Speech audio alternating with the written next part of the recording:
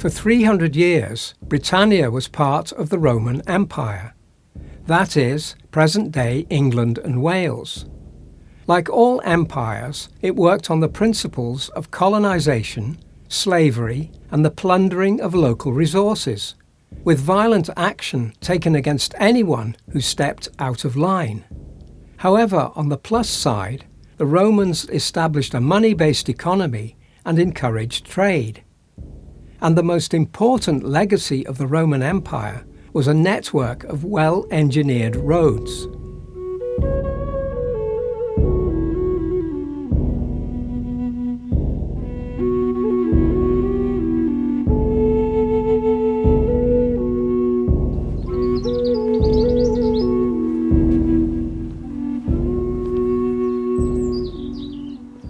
This is the remains of a Roman road.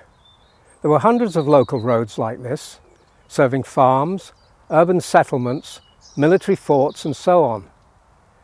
This road survives as a footpath. Others are hidden under the tarmac of roads used by modern vehicle traffic.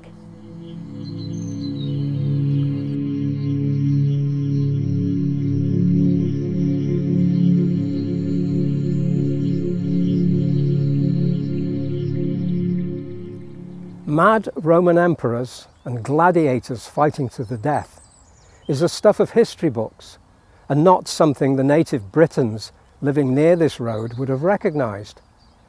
They may not even have been aware of the existence of the military fortress of Deva, modern-day Chester, 10 miles from here.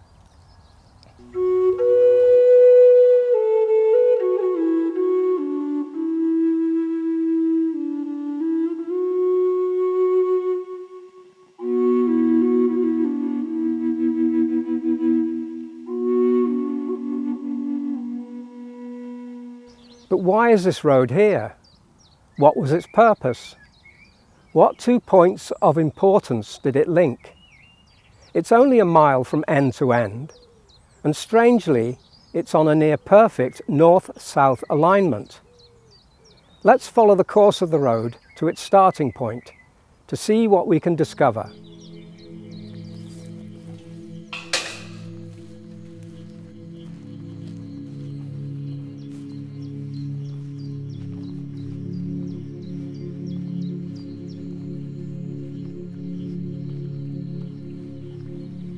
Here, the Roman road crosses a farm track called Cuckoo Lane. This probably existed before the Romans came to this area, but it may have been upgraded to a road with a paved surface. And many locals will tell you Cuckoo Lane is a Roman road, but that needs to be examined some other time. This Roman road would have been built by military engineers, soldiers of the 20th Legion, based at the fortress of Deva, modern-day Chester. A local camp would have been set up for the duration of the work. It's difficult to imagine this was once a wide, paved road.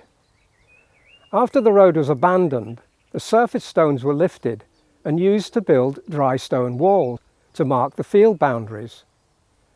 Over the centuries that followed, the road became overgrown with just a narrow track kept clear by people using it as a path. What is curious is that where the road crosses Cuckoo Lane, the 2 parts of the road are offset. Was this a traditional Roman approach to road building, or a consequence of how the surveyors laid out the route? Ranging poles would have been placed at accessible points, like here on Cuckoo Lane. Ropes strung between the line of ranging poles mark the edge of the road. At Cuckoo Lane, this was the left-hand side of the road. It appears that the 2 parts of the road were built towards Cuckoo Lane, resulting in the junction being offset.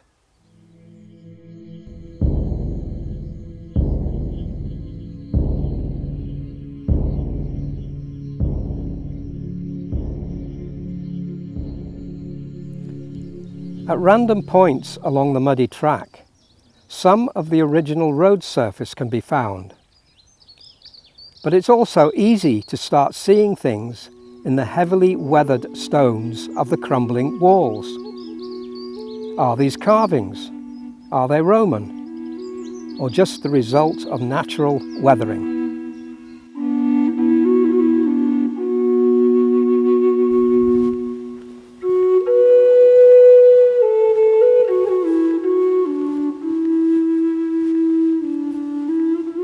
At this point we emerge on another track called Woodfall Lane, and here the path appears to come to an end.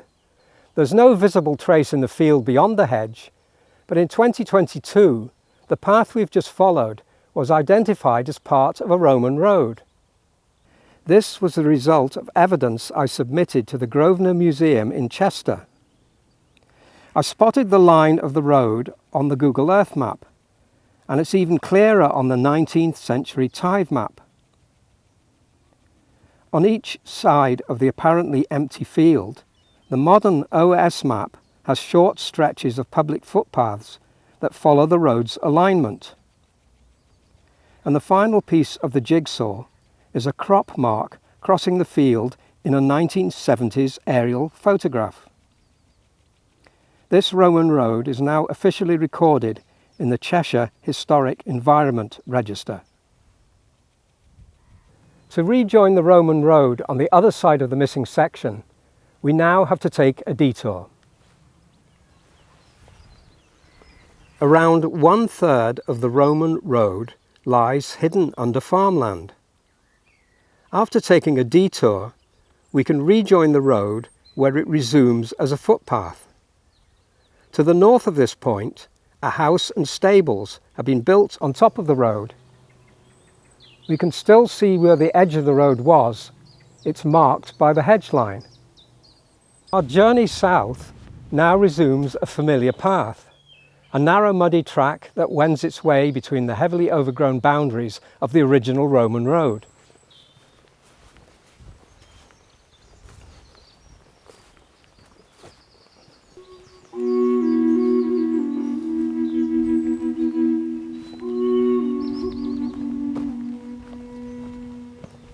The public footpath comes to an end where it meets Haddon Lane, a narrow but relatively busy public road used by vehicles accessing a farm, a riding school and some large private houses.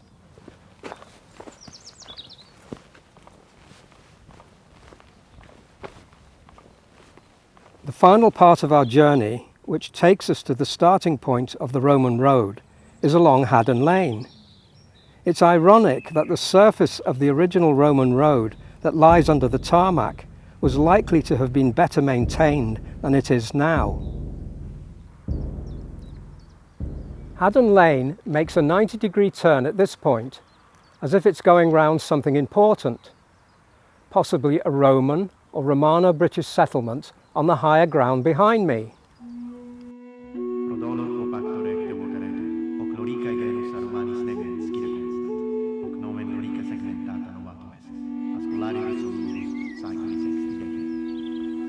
In this field there's a freshwater spring, something essential for anyone living here.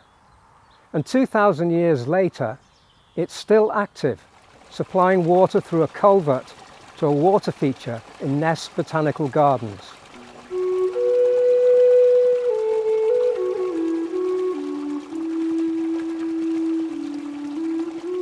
Adding further weight to this place being a settlement in Roman times, Haddon Lane connects to a road that heads in the direction of Chester.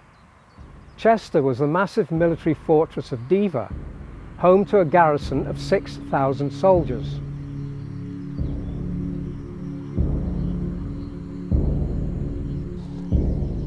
Assuming there was a Roman settlement at this end of the road, whoever was living here needed a road to get to a place of significance just a mile away. But what was so important about that place? Let's go back to the other end of the road to see if we can unravel the mystery.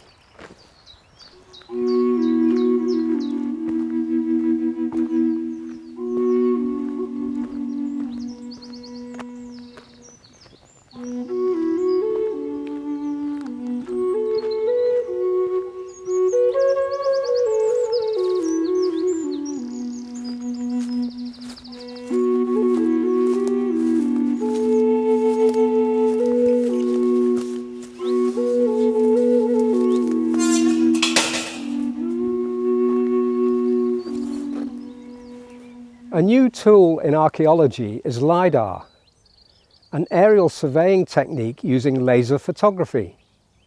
LiDAR reveals subtle undulations in the landscape, invisible to the naked eye.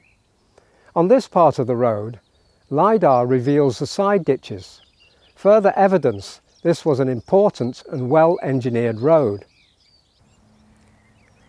At the end of the road, there's a flat, featureless field. But for the road to have been built, there must have been something here of importance. The LiDAR map shows a faint trace of a curved ditch bordering the field. Was this an important religious site long before the Romans came? The Romans were deeply superstitious and were respectful of the gods of the people they conquered. The Roman colonizers often adopted local gods, and native religious sites became just as important to the Romans as they were to the local population. But all we can be sure of is the existence of the Roman road, hidden in plain sight until 2022 under footpaths and a crop mark across a field. Did it connect a settlement to a religious site? That is just one possibility. So perhaps it will always remain a mystery as to why this road is here.